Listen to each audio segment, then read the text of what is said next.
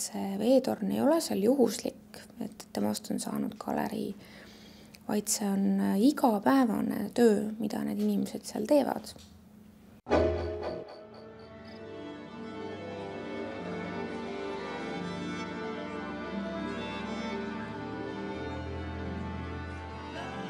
Kui Sihtkapitali žürii oli päev otsa juba bussiga loksunud, jõudsime me väiksesse kohta nimega Lasva, kus üllatus mändide vahelt ilmus selline valgeks võõbatud ja mõnes mõttes kutsuv veetorn.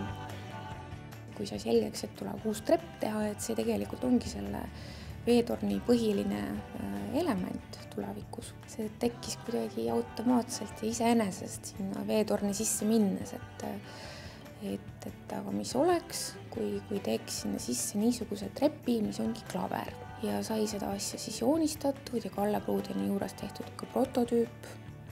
Töö käigus selgus, et päris niisuguse mehaanilise klaverina ei ole teda ilmselt mõistlik teha, sest et kui lisada sinna elektrooniline komponent juurde, et saab palju põnevama teostuse.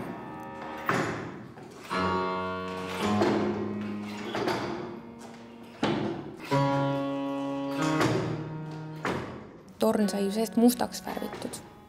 Et must värvid on analoogselt valgega on niisugune, mis ideaalis tekitab niisuguse mõõtmatu ruumi illusiooni, et kaovad ära valgus ja vari ja võib ette kujutada peaaegu lõpmatut ruumi. Torni põhja sai tehtud niisugune valguskaev, nii et peegel on tal põhjas, et veel vertikaali rõhutada.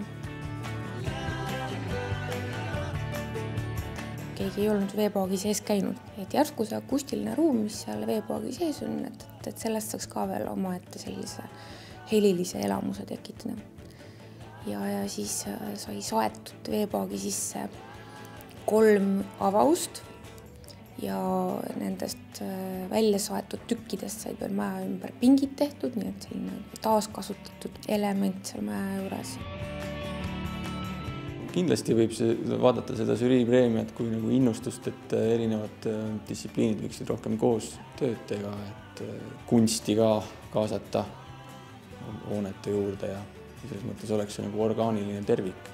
Seal on näitused valla enda ja kogu ka siis maakonna erinevatest vaatamisväärsustest, et ta on ikkagi mõeldud niisuguse infopunktina, kus inimene saab selle kohta ka reaalset teavet, et kuhu veel edasi minna vaatama.